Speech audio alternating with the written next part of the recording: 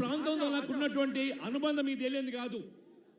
గడిచిన 4 దశాబ్దాల నుండి ఓ పర్యాయం ఎన్నిక గెలిచినా ఓడినా కానీ నాకు అండగా నిలిచి ఆత్మస్థైర్యాన్ని కల్పిస్తూ ఇలా ప్రజా జీవితంలో జగిత్యాలకు తెలంగాణ రాష్ట్రంలోని ఒక ప్రత్యేకత సంతరించినటువంటి ఈ జగిత్యాల గడ్డకు నా జీవితాంతం సేవ చేసినా కానీ నేను రుణం తీసుకోలేని చెప్పి మనం చేస్తామని చెప్పంటూ నేను మీ అందరి యొక్క ఆదరాభిమానాలతోని రేపు రాబోయేటటువంటి ఎన్నికల్లో విజయ పతాకం ఎగరవేసి తెలంగాణ రాష్ట్రంలో కాంగ్రెస్ ప్రభుత్వం ఏర్పాటు చేయడంతో పాటుగా ముఖ్యంగా నిరుద్యోగ యువత ఏ తెలంగాణ రాష్ట్ర ఏర్పాటు ఉద్యమాకాంక్షలతోని వారికి ఉద్యోగాలు ఉపాధి అవకాశాలు మెరుగవుతామని చెప్పని భావించడం జరిగిందో వారికి అందరికీ ఉద్యోగ అవకాశాలు కల్పించడానికి జాబ్ క్యాలెండర్ విడుదల చేయడంతో పాటుగా ప్రస్తుతం తాత్కాలికంగా ఉద్యోగాలు నిర్వహిస్తున్నటువంటి మా మధ్యాహ్న భోజన కార్మికులే కానివ్వండి, మా అంగన్వాడీ ఆశా కార్యకర్తలే కానివ్వండి, వీళ్ళ కాంట్రాక్ట్ లెక్చర్సే కానివ్వండి, గెస్ట్ లెక్చర్సే కానివ్వండి,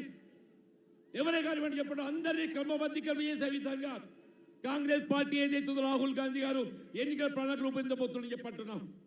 ముఖ్యంగా ఈ ప్రాంతం అంతా రైతాంగం.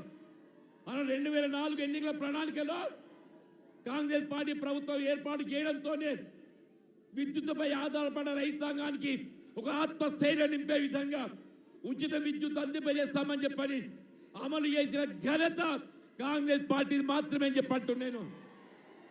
వీళ్ళ విద్యుత్తుపై ఎవరికైనా హక్కు ఉంది, పెట్టెట్ రైట్ అంటే ఉచిత విద్యుత్తుపై పెట్టెట్ రైట్ కేవలం కాంగ్రెస్ పార్టీకి మాత్రమే ఉంటుందని చెప్పంటున్నాను. ఇలా మద్దతు ధర కల్పనలో గ్రామాన ధాన్యం సేకరణ కేంద్రాలు ఏర్పాటు చేసి తప్ప లేదు, తాలు లేదు, దుమ్ము లేదు, ధూళి లేదు, ఏ విధమైన కోతలు లేకుండా ధాన్యం సేకరణ చేశాం. రేపు రాబోయే కాలంలో ధాన్యం సేకరణ కేంద్రాలలో రైస్ మిల్లర్ల దోపిడీని అరికట్టి ఏ విధమైన కోతలు లేకుండా ధాన్యం సేకరణ చేయడంతో పాటుగా మన ప్రీతం నాయకులు రాహుల్ గాంధీ గారు ప్రకటించిన విధంగా మద్దతు ధరకు ఆధారంగా 500 రూపాయలు కల్పించేది. ఇప్పుడు పెద్దలు రాహుల్ గాంధీ మాట్లాడుకుంటున్నా. आप ट्रांसलेट करिए.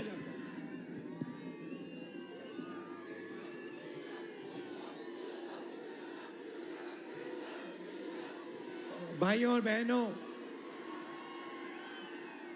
आप इस गर्मी में मेरी बात सुनने आए, इसके लिए मैं बहुत आभारी हूं.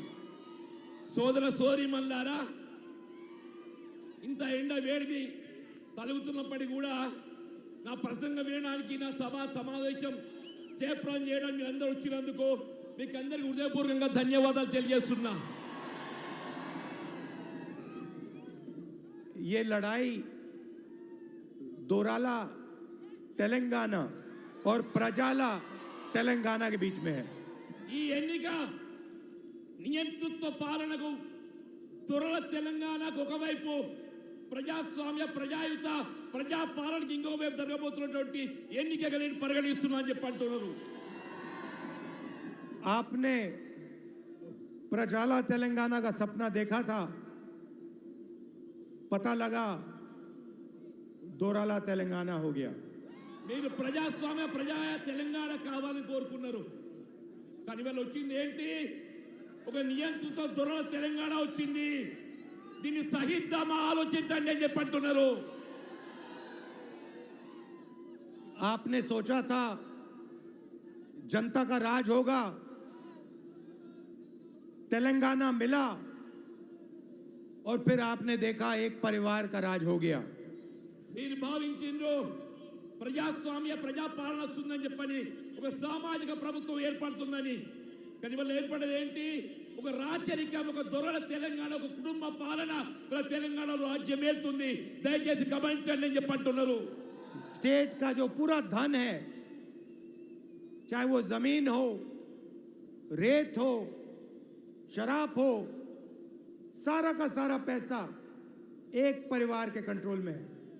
వీళ్ళ రాష్ట్రంలో అటు భూ కబ్జాలే కానివ్వండి, మైనింగ్ మాఫియా కానివ్వండి, లిక్కర్ మాఫియా కానివ్వండి, మానివ్వండి, ఇదంతా కేవలం ఒక కుటుంబం ఆధిపత్యంలో కుటుంబం జేబులోకి పోతుందని చెప్పని మనం చేస్తున్నాం చెప్పంటున్నారు. हजारों करोड़ रुपए बन रहे हैं, मगर यहां आपकी शुगर फैक्ट्री बंद पड़ी हुई है. వీళ్ళ ప్రభుత్వానికి 1000 కోట్ల రూపాయల పన్నులు చెల్లిస్తున్నాం, ఆ ఉమ్మడి రాష్ట్రంలో కాంగ్రెస్ ప్రభుత్వం ఆరంభింపజేయబడ్డటువంటి యొక్క చక్కెర కర్మాగారం ప్రైవేట్ రంగంలో ఉన్నటువంటి పాలన ఏదైతుందో ప్రభుత్వ రంగంలో దాన్ని చేస్తామని చెప్పని ఉన్న చక్కెర ఫ్యాక్టరీని తెలంగాణ ప్రభుత్వం మూసివేసింది. हमारी सरकार आएगी तो इस शुगर फैक्ट्री का रिवाइवल का काम हम करेंगे आपके लिए. తెలంగాణ ప్రభుత్వం కాంగ్రెస్ ప్రభుత్వం ఏర్పడడంతోనే మా మొట్టమొదటి కార్యక్రమం వరి ధాన్యాన్ని ప్రత్యామ్నాయంగా చక్కెర ఉత్పత్తిని ప్రోత్సహించే విధంగా రాష్ట్రంలో ఉన్న 3 చక్కెర కర్మాగారాలు మన ముత్యంపేటతో పాటుగా బోధనే కానివ్వండి, మున్బోజిపల్లె కానీ చక్కెర కర్మాగారాలన్నీ కూడా పునఃప్రారంభించి రైతాంగానికి అండగా నిలవడవుతుందని చెప్పని మేము మనవి చేసుకుంటున్నాం. और टर्मरिक के लिए आपको 12,000 से 15,000 रुपए पर प्रति क्विंटल दिलवाएंगे.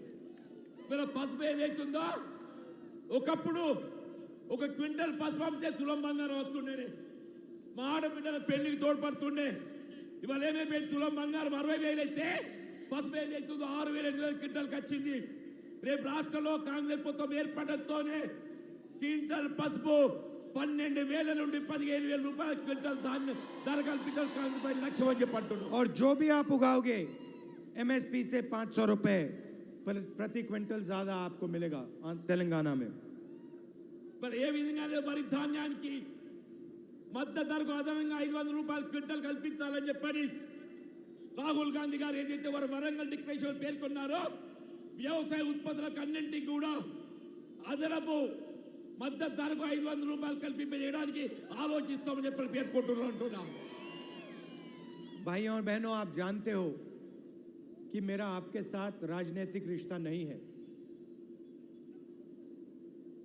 మనకున్నది రాజకీయ అనుబంధం కాదు.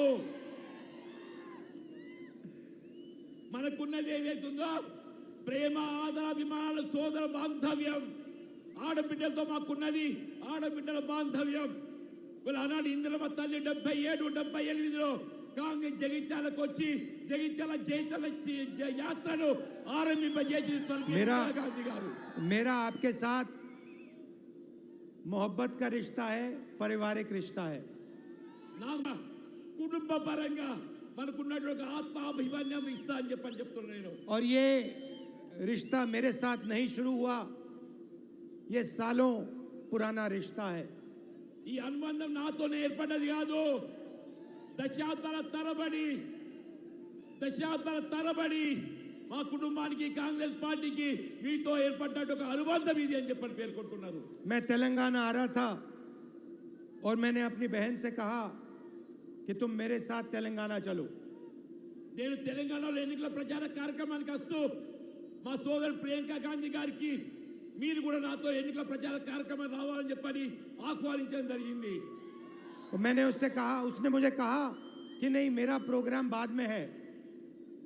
నేను ప్రస్తుతానికి ఆరంభంగా వస్తున్నా, మళ్ళీ దీన్ని కొనసాగింపు ఏదైతుందో నా కార్యక్రమం తదుపరి కొనసాగుతుందని చెప్పని మా సోదరి ప్రియాంక గాంధీ గారు పేర్కొన్నారు. और मैंने प्रियंका को कहा, देखो तेलंगाना के साथ हमारा परिवार का रिश्ता है, इसलिए पहली मीटिंग में तुम मेरे साथ चलोगी. మన తెలంగాణతో మనకున్నది కేవలం రాజకీయ అనుబంధం కాదు, ప్రేమ, ఆదరాభిమానాలు, కుటుంబ అభిమానం. ఈ మొదటి మీటింగ్ ఏదైతే మీరు నాతో వచ్చి ఈ కార్యక్రమంలో పాల్గొనాలని చెప్పి నేను పేర్కొనడం జరిగింది. ये मेरा और तुम्हारा रिश्ता नहीं है, ये इंदिरा गांधी जी का, राजीव गांधी जी का, सोनिया गांधी जी का, जवाहरलाल नेहरू का रिश्ता है. ఈ అనుబంధం నాతో నీతోనే కాదు, మన తరతరాలు పండిట్ జవహర్లాల్ నెహ్రూ తాతగారి నుండి, ఇందిరమ్మ గారి నుండి, మన తండ్రి గారైన రాజీవ్ గాంధీ గారి నుండి మన ఈ అనుబంధం ఏర్పడ్డది. ఈ అనుబంధాన్ని కొనసాగిస్తున్నాం తెలంగాణ ప్రాంతంతో అని చెప్పి మనం చేస్తున్నారు. तो मुझे यहाँ आकर बहुत खुशी होती है. నాకు ఇక్కడికి వచ్చి చాలా సంతోషమైంది. आज यहाँ पे आपने मुझे डोसा पकाना भी सिखा दिया. నాకు ఇవాళ ఇక్కడికి రావటం ఏదైతుందో ఇక్కడ రోడ్ సైడ్ ఉన్నటువంటి యొక్క ఉపాధి పొందుతున్నటువంటి ఒక చిన్న వ్యాపారస్తులు నాకు టిఫిన్ చేపిస్తా అని చెప్పని నాతోనే దోశ వేయించి తినిపించిండ్రు. तो मैं आपको 2-3 चीजें कहना चाहता हूं. నేను మీకు 2-3 విషయాలు చెప్పదలుచుకున్నా. सबसे पहली बात, बीजेपी, बीआरएस और एमआईएम एक है. మొట్టమొదటి విషయము వీళ్ళు మన ప్రత్యర్థులు అయినటువంటి ఒక భారతీయ జనతా పార్టీ కానీ భారతీయ రాష్ట్ర సమితి కానీ ఎంఐఎంఏ కానివ్వండి కాక ఈ మూడు కూడా ఒకే కూటమి దయచేసి అది గమనించండి ये एक साथ काम करते हैं ఇదంతా ఒకసారి వీళ్ళు ఆలోచన చేస్తారు చీకటి ఒప్పందం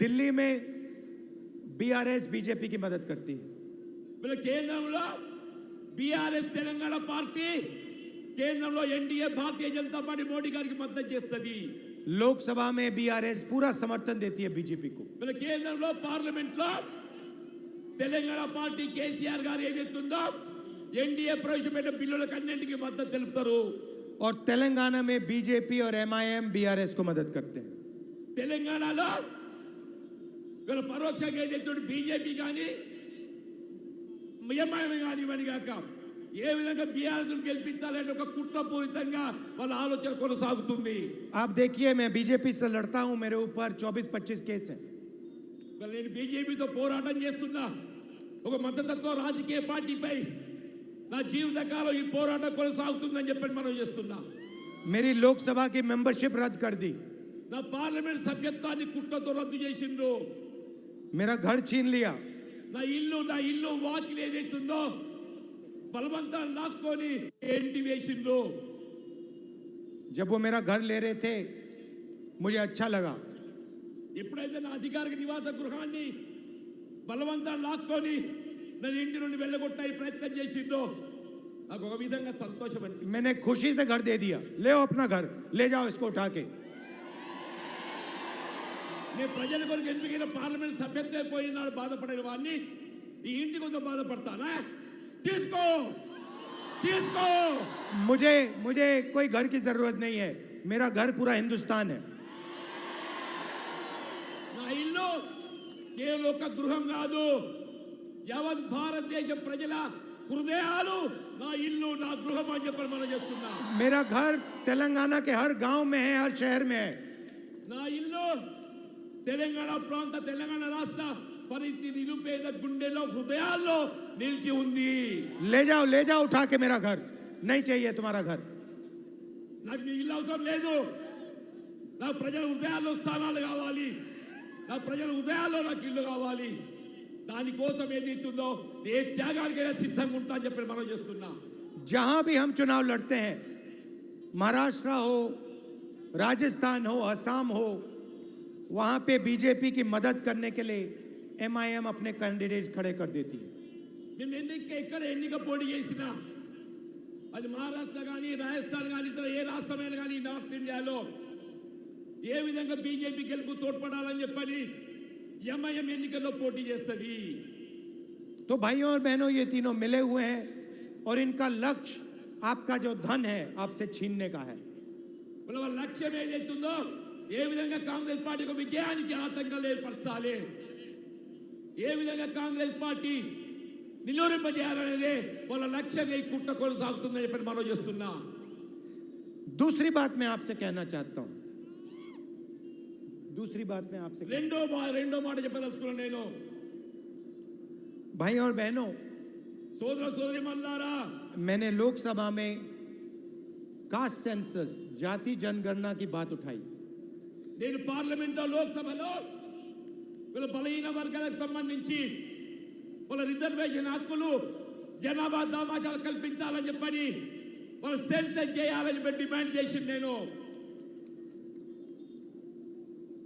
प्रधानमंत्री ने मेरे सवालों का जवाब नहीं दिया ప్రధానమంత్రి గారు నా ప్రశ్నకు జవాబు చెప్పలేకపోయిండ్రు यहां पे आपके चीफ मिनिस्टर कास्ट सेंसस नहीं करवाना चाहती ఇక్కడ తెలంగాణ రాష్ట్ర ముఖ్యమంత్రి ఏ విధంగానైతే కేంద్రంలో భారతీయ జనతా పార్టీ ఆధ్వర్యంలో మోడీ గారు బలహీన వర్గాలకు ఏదైతుందో సౌకర్యాలు కల్పించే రిజర్వేషన్ కల్పించడానికి ముందుకు రావటం లేదో రాష్ట్రంలో కేసీఆర్ కూడా ఓబీసీ రిజర్వేషన్ సంబంధించి క్యాస్ట్ సెన్సస్ చేయడానికి ఏదైతుందో వారు ముందుకు రావటం లేదు అని చెప్పి మనం చేస్తున్నాం ओबीसी की जो सच्ची आबादी है वो ना नरेंद्र मोदी बोलना चाहते हैं और ना केसीआर నిజమైన బలహీన వర్గాల జనాభా వాస్తవాన్ని వెలికి రానియడం ఏదైతుందో అటు మోడీకి ఇష్టం లేదు, ఇటు కేసీఆర్కి ఇష్టం లేదు.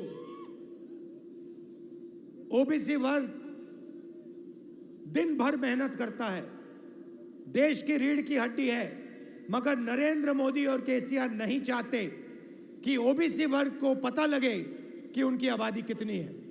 ఇవాళ దేశంలో దినమంతా 6 గాలం కష్టపడి శ్రమ కోర్చేది మా బలహీన వర్గాలు, ఓబీసీ ఆడబిడ్డలు, అన్నదమ్ములు వాళ్ళు నిజంగా లభించాల్సిన హక్కులు కల్పింపజేయబడటానికి అక్కడ మోడీ గారి కానీ ఇక్కడ కేసీఆర్ గారు కానీ సిద్ధంగా లేరు.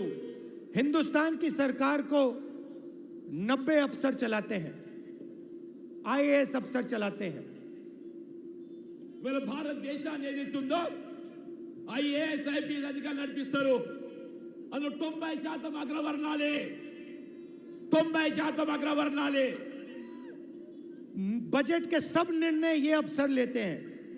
डिफेंस में कितना पैसा जाएगा, मनरेगा में क्या जाएगा, रेलवे बजट में क्या जाएगा, सारे के सारे निर्णय ये 90 लोग लेते हैं.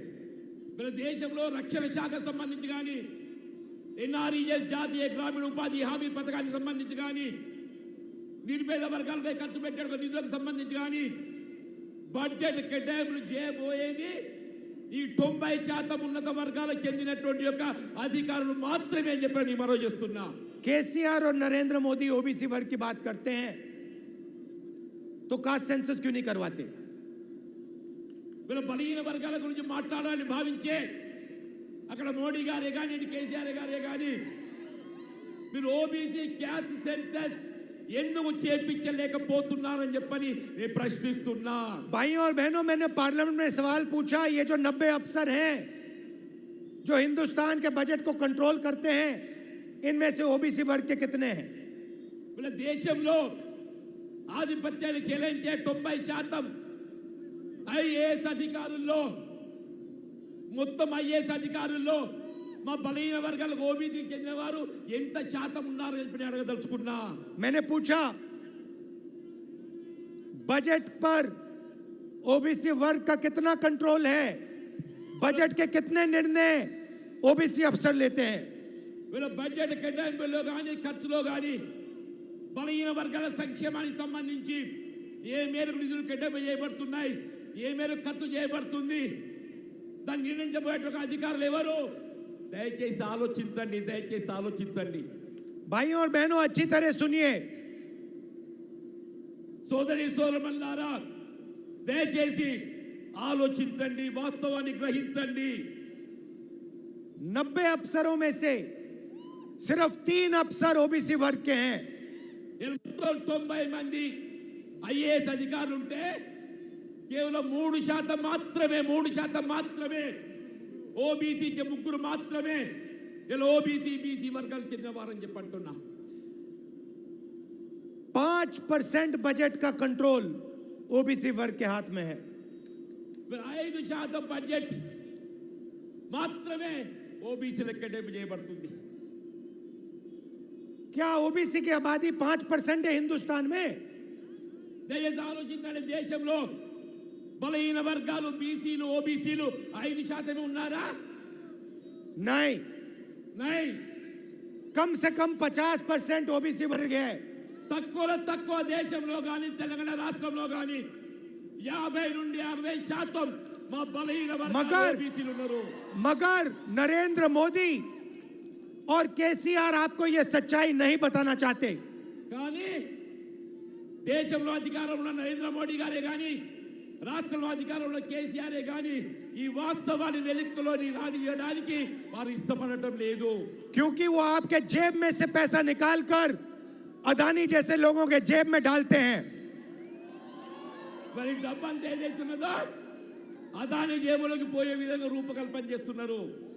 पूरा का पूरा जो आपका धन है वो आपके जेब में से छीनकर नरेंद्र मोदी जी और केसीआर अदानी जी जैसे लोगों के बैंक अकाउंट में डालते हैं.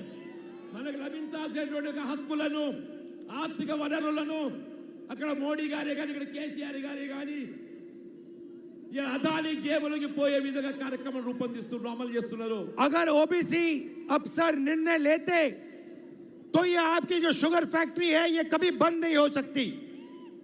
ఒక నిజంగానే గట్ట ఈ ఉన్నత స్థాయి అధికారులే కానీ, కేంద్రంలో మోడీ కానీ, రాష్ట్రంలో కేసీఆర్ గారి ఈ రైతాంగానికి సంబంధించిన చక్కెర కారకాగారం బలహీన వర్గాల రైతాంగానికి ఉపాధి కల్పించేటటువంటిది కొనసాగాలంటే ఇలా మూతపడకపోతుండే.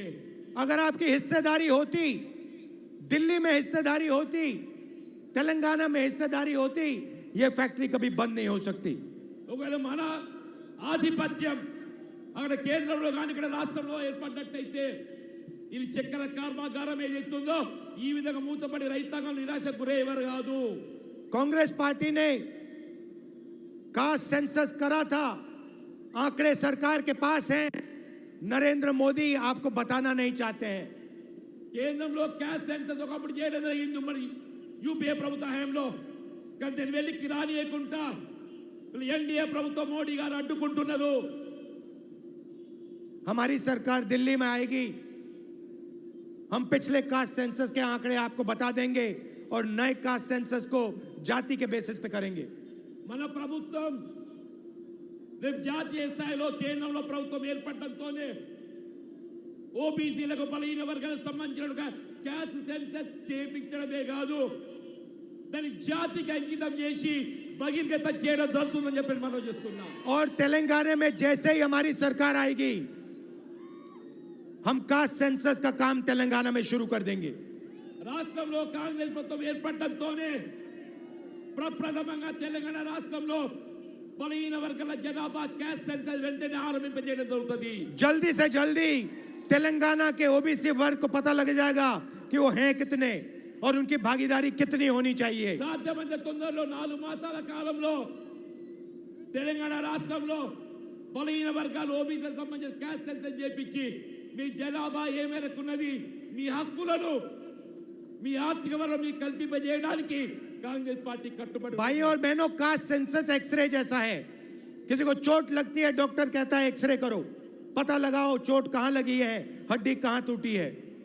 వాస్తవంగా క్యాస్ట్ సెన్సస్ చేయడంతో మనకు అన్యాయం ఎక్కడ జరిగింది, ఎక్కడ మోసం జరిగింది, దాన్ని ఏ విధంగా మనం సరిదిద్దుకోగలుగుతామని తెలియజెప్పేది ఈ క్యాస్ట్ సెన్సస్. एक्सरे करने के बाद इलाज होता है, एक्सरे से पहले इलाज नहीं हो सकता. సెన్సస్ కంటే ముందు జరగదు, సెన్సస్ తర్వాత ఇది చేయగలుగుతాము. కాబట్టి ఇటు తెలంగాణ రాష్ట్రంలో కానీ అటు కేంద్రంలో కానీ మేము మొట్టమొదటి చేయబోయే బలహీన వర్గాల సంక్షేమం కొరకు క్యాస్ట్ సెన్సస్ చేపించి మీ హక్కులను మీకు కల్పించేటట్టు ఒక చర్యలు చేపట్టబోతామని చెప్పి మనం చేస్తున్నాం. भाई और बहनों, पहले कास्ट सेंसस होगा, एक्सरे होगा, उसके बाद तेलंगाना में इलाज शुरू होगा. ముందుగా మేము చేపట్టబోయే ఈ బలహీన వర్గాలు ఓబీసీలకు సంబంధించిన క్యాస్ట్ సెన్సస్ వాటిని సేకరించి సత్వరం ఏదైతుందో రేపు రాబోయే ఒక బడ్జెట్ నుండి ఆర్థికంగా మీకు కేటాయింపు చేయ ఒక బడ్జెట్ మీకు కేటాయింపు చేసి మీ జరిగిన నష్టాన్ని భర్తీ చేసే విధంగా కార్యక్రమం చర్యలు చేపట్టబోతుందని చెప్పి మనం చేస్తున్నాం. तेलंगाना के सपने को पूरा करने के लिए पहला कदम कास्ट सेंसस एक्सरे है. తెలంగాణ రాష్ట్రంలో మన జరిగిన వివక్ష, ఉమ్మడి రాష్ట్రంలో తెలంగాణ రాష్ట్రంలో జరుగుతున్నటువంటి ఒక ఈ వివక్షతకు, ఈ సామాజిక తెలంగాణ నిర్మాణ దిశలో ముందుగా మేము చేపట్టబోయేది బలహీన వర్గాల ఓబీసీ క్యాస్ట్ సెన్సస్ అని చెప్పి మనం చేస్తున్నాం. कांग्रेस पार्टी ने तेलंगाना का सपना, तेलंगाना आपको दोराला तेलंगाना के लिए नहीं दिया था. తెలంగాణ రాష్ట్రం మీకు ఏదైతుందో ఈ ఉన్నత వర్గాలు పెట్టుబడిదారులు దొరల తెలంగాణ కొరకు ఇవ్వలేదు. हमने प्रजाला तेलंगाना के लिए तेलंगाना बनाया था. మేము సామాజిక తెలంగాణ లక్ష్యంగా ప్రజల తెలంగాణ, ప్రజాస్వామ్య తెలంగాణ కొరకు తెలంగాణ రాష్ట్రాన్ని ఏర్పాటు చేయడం జరిగింది. और प्रजाला तेलंगाना का सपना पूरा करके कांग्रेस पार्टी आपको दिखाएगी. ఇలా ప్రజాస్వామ్యుత ప్రజా తెలంగాణ, సామాజిక తెలంగాణ నిర్మాణానికి కాంగ్రెస్ పార్టీ కట్టుబడి ఉన్నది.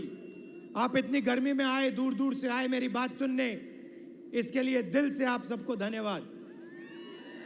మీరు ఎంతో దూరం నుండి ఇంత ఎండకైనా ఓర్చి నా సభలు జయప్రదం చేసి కాంగ్రెస్ పార్టీ గెలుపు కొరకు ఏదైతుందో మీరు అండగా నిలుస్తున్నందుకు మీకందరికీ హృదయపూర్వకంగా ధన్యవాదాలు చెప్తున్నా. जंगल में कभी जाते हैं, जंगल में जाते हैं तो शेर अकेले अकेले मिलते हैं, एक साथ नहीं मिलते. అడవిలో పోతుంటే పులులు ఏ విధంగా కలుసుకోవడం మీకు తెలియదు కాదు. जंगल में कहीं एक शेर मिलेगा, कहीं दूसरा शेर मिलेगा, एक साथ कभी नहीं मिलते. అటవిలో పులులు ఏదైతే ఒకే రెండేడు మూడు కలబడాయి. ये देखो कांग्रेस पार्टी के कितने बब्बर शेर बैठे हुए हैं. మీరు గమనించండి, ఇలా కాంగ్రెస్ పార్టీ ఎంతమంది ఎన్ని పులులు గాలిస్తున్నాయి. బొబ్బర్ తెలంగాణ, బొబ్బర్ తెలంగాణ. शांति से बैठे हुए हैं. और ये जो सब हमारे बब्बर शेर हैं, ये बीआरएस की सरकार को उखाड़ के फेंकने वाले हैं.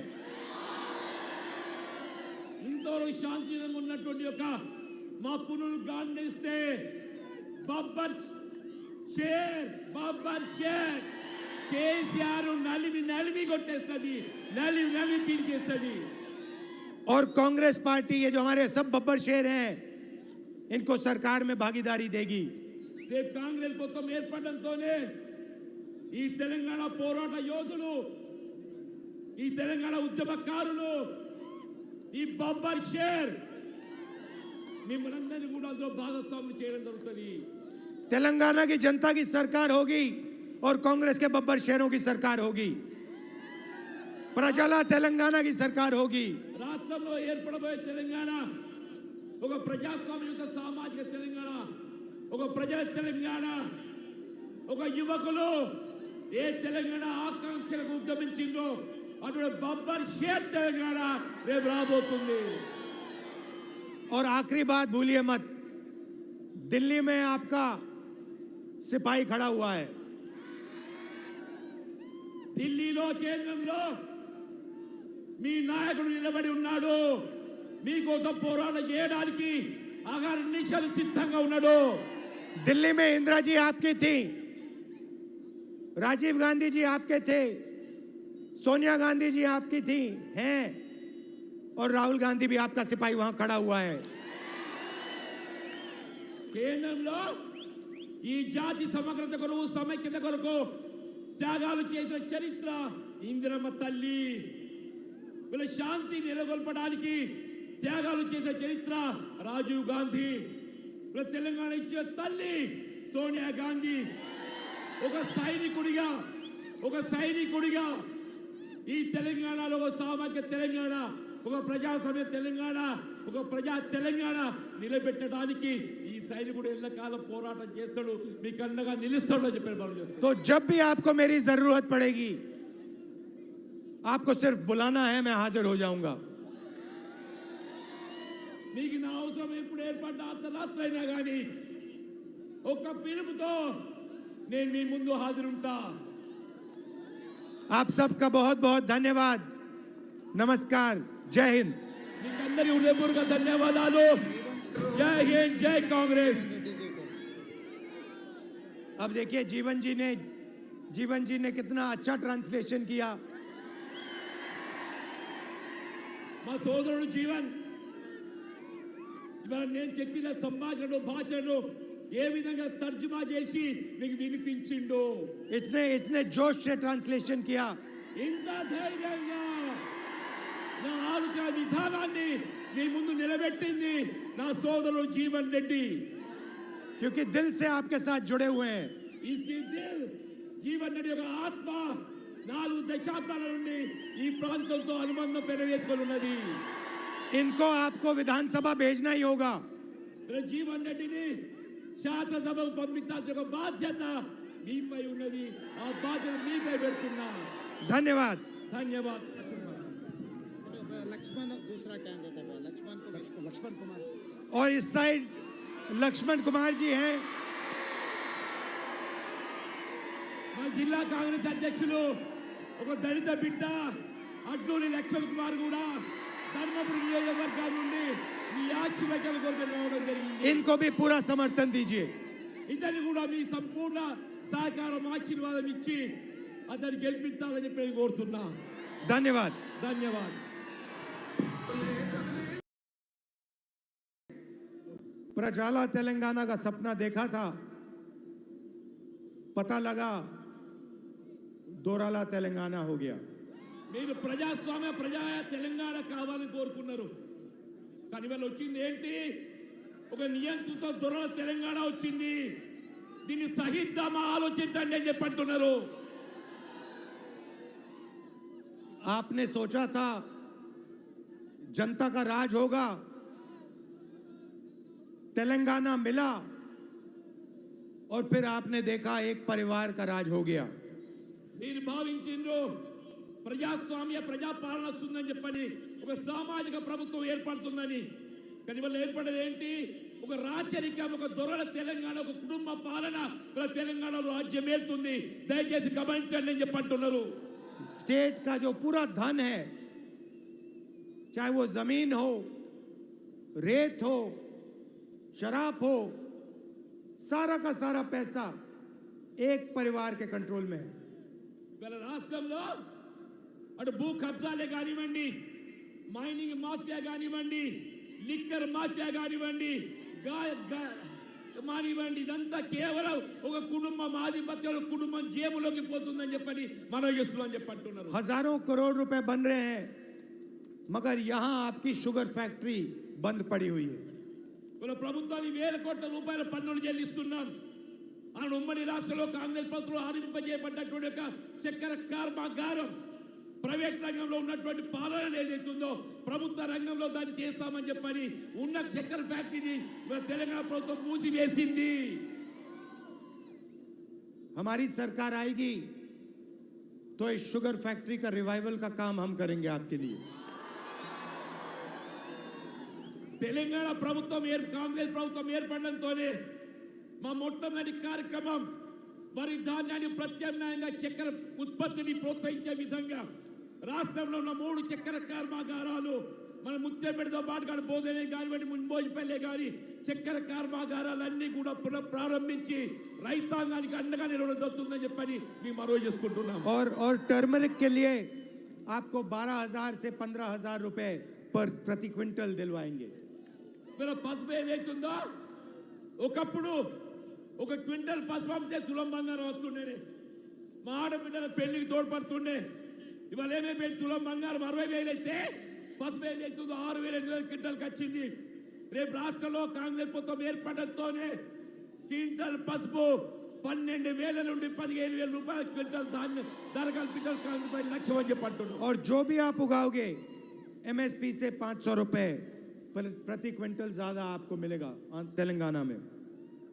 మరి ఏ విధంగా వరి ధాన్యానికి మద్దతు ధరకు అదనంగా 500 రూపాయల క్వింటల్ కల్పించాలని చెప్పని రాహుల్ గాంధీ గారు ఏదైతే వారు వరంగల్ డిక్లరేషన్ పేర్కొన్నారో వ్యవసాయ ఉత్పత్తులకు అన్నింటికి కూడా అదనపు మద్దతు ధరకు 500 రూపాయలు కల్పించడానికి ఆలోచిస్తామని చెప్పి పేర్కొంటున్నారు అంటున్నాం. भाइयों और बहनों, आप जानते हो कि मेरा आपके साथ राजनीतिक रिश्ता नहीं है। మనకున్నది రాజకీయ అనుబంధం కాదు. మనకున్నది ఏదైతుందో ప్రేమ, ఆదరాభిమానాల సోదర బాంధవ్యం. ఆడబిడ్డలతో మాకున్నది ఆడబిడ్డల బాంధవ్యం. వీళ్ళు ఆనాడు ఇందిరమ్మ తల్లి 77, 78లో కాంగ్రెస్ జగిత్యాలకు వచ్చి జగిత్యాల జైతల యాత్రను ఆరంభింపజేసి గాంధీ గారు. मेरा आपके साथ मोहब्बत का रिश्ता है, पारिवारिक रिश्ता है। నా కుటుంబ పరంగా మనకున్నటువంటి ఆత్మాభిమాన్యం ఇస్తా అని చెప్పని చెప్తున్నాను నేను. और ये रिश्ता मेरे साथ नहीं शुरू हुआ, ये सालों पुराना रिश्ता है। ఈ అనుబంధం నాతోనే ఏర్పడ్డది కాదు. దశాబ్దాల తరబడి మా కుటుంబానికి కాంగ్రెస్ పార్టీకి మీతో ఏర్పడ్డ ఒక అనుబంధం ఇది అని చెప్పని పేర్కొంటున్నారు. मैं तेलंगाना आ रहा था और मैंने अपनी बहन से कहा कि तुम मेरे साथ तेलंगाना चलो। నేను తెలంగాణలో ఎన్నికల ప్రచార కార్యక్రమానికి వస్తూ మా సోదరు ప్రియాంక గాంధీ గారికి మీరు కూడా నాతో ఎన్నికల ప్రచార కార్యక్రమం రావాలని చెప్పని ఆహ్వానించడం జరిగింది. मैंने उससे कहा, उसने मुझे कहा कि नहीं, मेरा प्रोग्राम बाद में है, నేను ప్రస్తుతానికి ఆరంభంగా వస్తున్నా.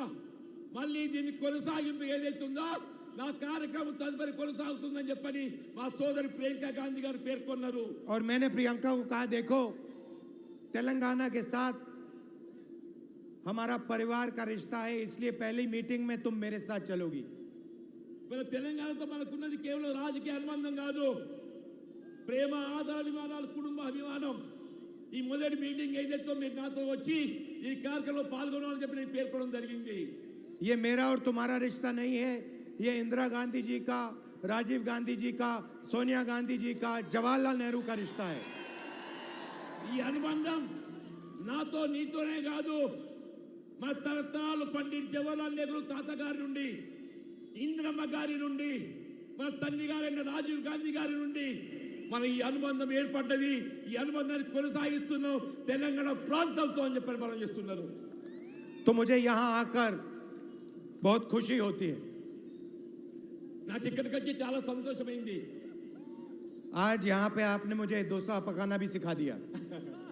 నాకు ఇవాళ ఇక్కడికి రావటం ఏదైతుందో, ఇక్కడ రోడ్ సైడ్ ఉన్నటువంటి యొక్క ఉపాధి పొందుతున్నటువంటి ఒక చిన్న వ్యాపారస్తులు నాకు టిఫిన్ చేపిస్తా అని చెప్పని నాతోనే దోశ వేయించి తినిపించిండ్రు. तो मैं आपको 2-3 चीजें कहना चाहता हूँ. నేను మీకు 2-3 విషయాలు చెప్పదలుచుకున్నా. सबसे पहली बात, बीजेपी, बीआरएस और एमआईएम एक है. మొట్టమొదటి విషయము, ఇవాళ మన ప్రత్యర్థులు అయినటువంటి ఒక భారతీయ జనతా పార్టీ కానీ, భారతీయ రాష్ట్ర సమితి కానీ, ఎంఐఎంఏ కానివ్వండి కాక, ఈ మూడు కూడా ఒకే కూటమి. దయచేసి అది గమనించండి. ये एक साथ काम करते हैं. ఇదంతా ఒకసారి వీళ్ళు ఆలోచన చేస్తారు. చీకటి ఒప్పందం.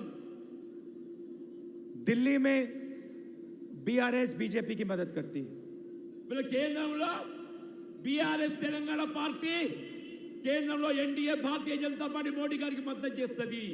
लोकसभा में बीआरएस पूरा समर्थन देती है बीजेपी को. వీళ్ళ కేంద్రంలో పార్లమెంట్ లో తెలంగాణ పార్టీ కేసీఆర్ గారు ఏదైతుందో ఎన్డీఏ ప్రవేశపెట్టిన బిల్లులకు అన్నింటికి మద్దతు తెలుపుతారు. और तेलंगाना में बीजेपी और एमआईएम बीआरएस को मदद करते हैं. తెలంగాణలో వీళ్ళ పరోక్షంగా ఏదైతే బీజేపీ కానీ ఎంఐఎం కానివ్వండి కాక ఏ విధంగా బీఆర్ఎస్ గెలిపించాలంటే ఒక కుట్రపూరితంగా వాళ్ళ ఆలోచన కొనసాగుతుంది. आप देखिए, मैं बीजेपी से लड़ता हूं, मेरे ऊपर 24-25 केस हैं. నేను బీజేపీతో పోరాటం చేస్తున్నా. ఒక మద్దతత్వ రాజకీయ పార్టీపై నా జీవితకాలం ఈ పోరాటం కొనసాగుతుందని చెప్పి మనం చేస్తున్నా. मेरी लोकसभा की मेंबरशिप रद्द कर दी, నా పార్లమెంట్ సభ్యత్వాన్ని కుట్రతో రద్దు చేసిండ్రు. मेरा घर छीन लिया. నా ఇల్లు వాకిలు ఏదైతుందో బలవంతాన్ని లాక్కొని ఏంటి వేసిండ్రు. जब वो मेरा घर ले रहे थे, मुझे अच्छा लगा. ఎప్పుడైతే నా అధికారిక నివాస గృహాన్ని బలవంతాన్ని లాక్కొని నన్ను ఇంటి నుండి వెళ్ళగొట్టాయి ప్రయత్నం చేసిండ్రు, నాకు ఒక విధంగా సంతోషం అనిపించింది. मैंने खुशी से घर दे दिया. ले आओ अपना घर, ले जाओ इसको उठा के. నేను ప్రజల కొరకు ఎన్నికైన పార్లమెంట్ సభ్యత్వం పోయినాడు బాధపడిన వాడిని ఈ ఇంటి కొంత బాధపడతానా? తీసుకో తీసుకో. मुझे कोई घर की जरूरत नहीं है. मेरा घर पूरा हिंदुस्तान है. నా ఇల్లు కేవలం ఒక గృహం కాదు, యావత్ భారతదేశ ప్రజల హృదయాలు నా ఇల్లు, నా గృహం అని చెప్పి మనం చెప్తున్నా.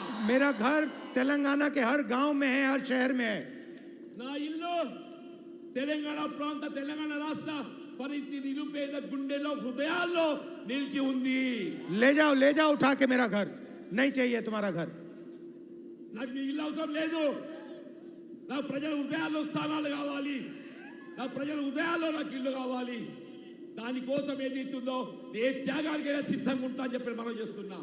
जहां भी हम चुनाव लड़ते हैं, महाराष्ट्र हो, राजस्थान हो, असम हो, वहां पे बीजेपी की मदद करने के लिए एमआईएम अपने कैंडिडेट खड़े कर देती है. మేము ఎక్కడ ఎన్నిక పోటీ చేసినా, అది మహారాష్ట్ర కానీ, రాజస్థాన్ కానీ, ఇతర ఏ రాష్ట్రమైన కానీ నార్త్ ఇండియాలో ఏ విధంగా బీజేపీ గెలుపు తోడ్పడాలని చెప్పని ఎంఐఎం ఎన్నికల్లో పోటీ చేస్తుంది. तो भाइयों और बहनों, ये तीनों मिले हुए हैं और इनका लक्ष्य आपका जो धन है आपसे छीनने का है. వాళ్ళ లక్ష్యం ఏదైతుందో ఏ విధంగా కాంగ్రెస్ పార్టీకి విజయానికి ఆటంకాలు ఏర్పరచాలి, ఏ విధంగా కాంగ్రెస్ పార్టీ నిలువరింపజేయాలనేదే వాళ్ళ లక్ష్యంగా ఈ కుట్ర కొనసాగుతుందని చెప్పి మనం చేస్తున్నా. दूसरी बात मैं आपसे कहना चाहता हूं, दूसरी बात मैं आपसे రెండో మాట చెప్పదలుచుకున్నాను నేను. भाई और बहनों, సోదర సోదరీమణులారా, मैंने लोकसभा में कास्ट सेंसस जाति जनगणना की बात उठाई. నేను పార్లమెంట్లో లోక్సభలో వీళ్ళ బలహీన వర్గాలకు సంబంధించి వాళ్ళ రిజర్వేషన్ హక్కులు జనాభా దామాషాలు కల్పించాలని చెప్పని వాళ్ళ సెన్సస్ చేయాలని చెప్పి డిమాండ్ చేసింది నేను.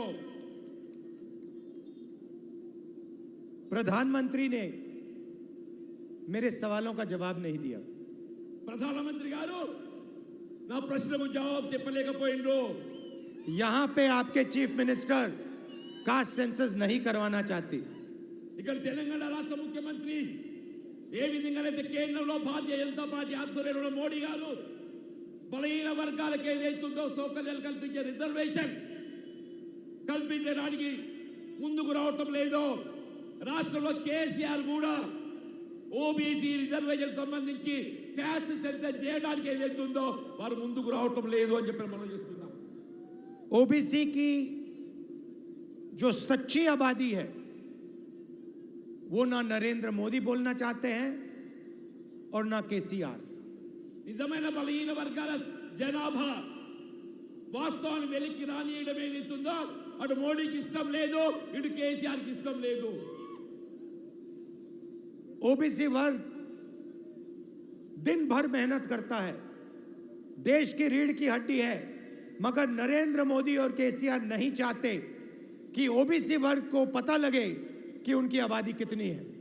ఇవాళ దేశంలో దినమంతా 6 గాలం కష్టపడి శ్రమ కోర్చేది మా బలహీన వర్గాలు ఓబీసీ ఆడబిడ్డలు అన్నదమ్ములు వాళ్ళు నిజంగా లభించాల్సిన హక్కులు కల్పింపజేయబడటానికి అక్కడ మోడీ గారి కానీ ఇక్కడ కేసీఆర్ గారు కానీ సిద్ధంగా లేరు.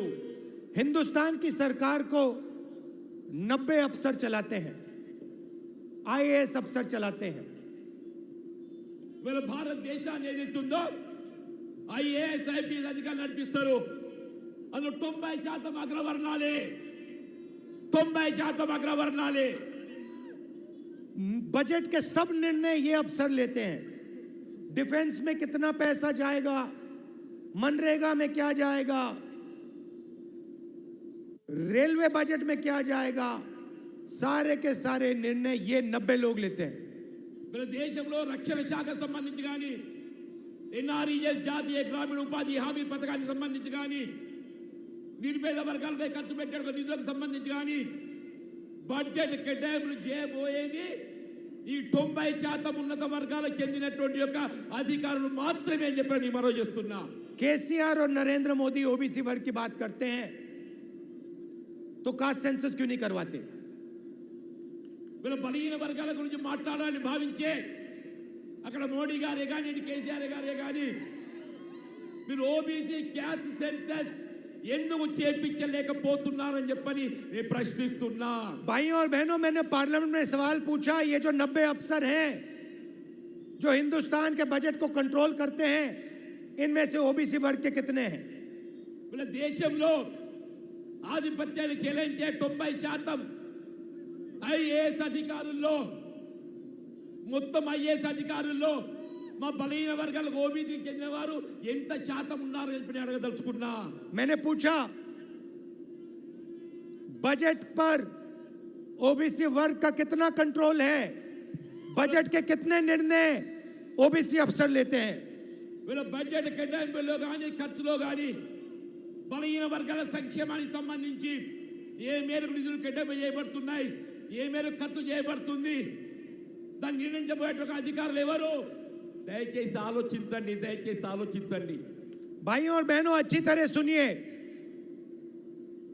సోదరి సోదరులారా, దయచేసి ఆలోచించండి, వాస్తవాన్ని గ్రహించండి.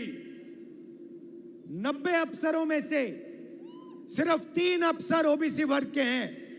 90 మంది ఐఏఎస్ అధికారులు ఉంటే కేవలం 3% మాత్రమే ఓబీసీ ముగ్గురు మాత్రమే ఇలా ఓబీసీ బీసీ వర్గాలకు చెందిన వారని చెప్పి అంటున్నా. 5% बजट का कंट्रोल ओबीसी वर्ग के हाथ में है. 5% బడ్జెట్ మాత్రమే ఓబీసీలకు కేటాయింపు చేయబడుతుంది. क्या ओबीसी की आबादी 5% है हिंदुस्तान में? దయచేసి ఆలోచించండి. దేశంలో బలహీన వర్గాలు బీసీలు ఓబీసీలు 5% ఉన్నారా? नहीं. नहीं. कम से कम 50% ओबीसी वर्ग है. తక్కువలో తక్కువ దేశంలో కానీ తెలంగాణ రాష్ట్రంలో కానీ 50 నుండి 60% మా బలహీన వర్గాలు ఓబీసీలు ఉన్నారు. मगर नरेंद्र मोदी और केसीआर आपको यह सच्चाई नहीं बताना चाहते. కానీ దేశంలో అధికారంలో ఉన్న నరేంద్ర మోడీ గారే కానీ రాష్ట్రంలో అధికారంలో కేసీఆర్ కానీ ఈ వాస్తవాన్ని వెలుగులోని రానియడానికి వారు ఇష్టపడటం లేదు. क्योंकि वो आपके जेब में से पैसा निकालकर अदानी जैसे लोगों के जेब में डालते हैं. మరి డబ్బంతా ఏదైతున్నదో అదాని జేబులోకి పోయే విధంగా రూపకల్పన చేస్తున్నారు. पूरा का पूरा जो आपका धन है वो आपके जेब में से छीनकर नरेंद्र मोदी जी और केसीआर अदानी जी जैसे लोगों के बैंक अकाउंट में डालते हैं. మనకు లభించాల్సినటువంటి హక్కులను ఆర్థిక వనరులను అక్కడ మోడీ గారే కానీ ఇక్కడ కేసీఆర్ గారే కానీ ఈ అదాని జేబులోకి పోయే విధంగా కార్యక్రమం రూపొందిస్తున్నారు, అమలు చేస్తున్నారు. अगर ओबीसी अफसर निर्णय लेते तो ये आपकी जो शुगर फैक्ट्री है ये कभी बंद नहीं हो सकती. ఒక నిజంగానే గట్ట ఈ ఉన్నత స్థాయి అధికారులే కానీ కేంద్రంలో మోడీ కానీ రాష్ట్రంలో కేసీఆర్ గారి ఈ రైతాంగానికి సంబంధించిన చక్కెర కారకాగారం బలహీన వర్గాల రైతాంగానికి ఉపాధి కల్పించేటటువంటిది కొనసాగాలంటే ఇలా మూతపడకపోతుండే. अगर आपकी हिस्सेदारी होती, दिल्ली में हिस्सेदारी होती, तेलंगाना में हिस्सेदारी होती, ये फैक्ट्री कभी बंद नहीं हो सकती. ఒకవేళ మన ఆధిపత్యం అక్కడ కేంద్రంలో కానీ ఇక్కడ రాష్ట్రంలో ఏర్పడ్డట్టయితే ఇది చక్కెర కర్మాగారం ఏదైతుందో ఈ విధంగా మూతపడి రైతాంగం నిరాశకు గురయ్యేవారు కాదు. कांग्रेस पार्टी ने कास्ट सेंसस करा था, आंकड़े सरकार के पास हैं. नरेंद्र मोदी आपको बताना नहीं चाहते हैं. కేంద్రంలో క్యాస్ట్ సెన్సస్ ఒకప్పుడు చేయడం జరిగింది మరి యూపీఏ ప్రభుత్వ హయాంలో. కానీ దీన్ని వెళ్ళి రానియకుండా ఎన్డీఏ ప్రభుత్వం మోడీ గారు అడ్డుకుంటున్నారు. हमारी सरकार दिल्ली में आएगी, हम पिछले कास्ट सेंसस के आंकड़े आपको बता देंगे और नए कास्ट सेंसस को जाति के बेसिस पे करेंगे.